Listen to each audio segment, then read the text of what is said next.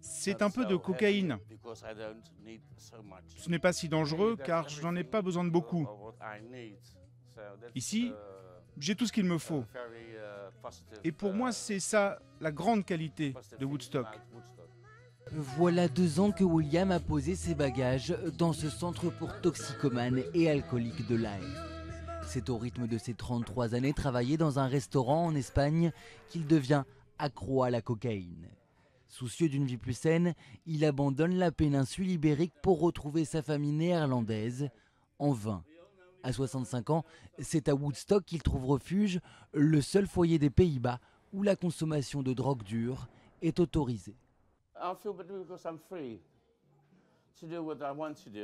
Je me sens mieux, car je suis libre de faire ce que je veux. Tu peux entrer et sortir d'ici comme tu le souhaites. Tu peux même partir en vacances. Libre de se déplacer, mais aussi libre de se droguer. Héroïne, cocaïne ou cannabis, chaque résident peut consommer dans sa chambre tout type de drogue à partir du moment où il se fournit à l'extérieur. Une équipe médicale veille quotidiennement à la quantité absorbée et à la santé des toxicomanes. Même si le nom de l'établissement fait référence au mouvement libertaire hippie des années 60, les conditions d'entrée à Woodstock sont strictes.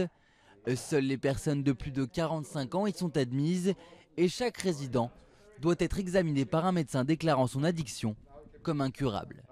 À partir du moment où devenir clean n'est plus une option, qu'il s'agit d'une illusion, la seule alternative pour ces personnes dépendantes de plus de 45 ans et qui ont déjà essayé à plusieurs reprises de se désintoxiquer, c'est soit notre établissement, soit la prison. Chaque jour, ce foyer offre gratuitement toit et couvert à l'ensemble de ses 33 résidents, mais c'est aussi de la chaleur humaine qu'offre cet établissement. Après avoir perdu son emploi, Tony s'est retrouvé sur les trottoirs du centre-ville.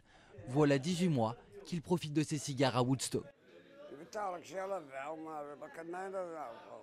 Je dois acheter mes bières moi-même, mais au moins j'ai une belle vue de ma chambre. Le soleil brille, il fait chaud, c'est vraiment un beau bâtiment ici.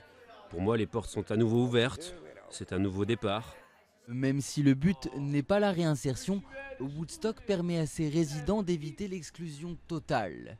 Ouvert en 2008, en accord avec la ville de La Haye, ce foyer a permis de diminuer la petite délinquance.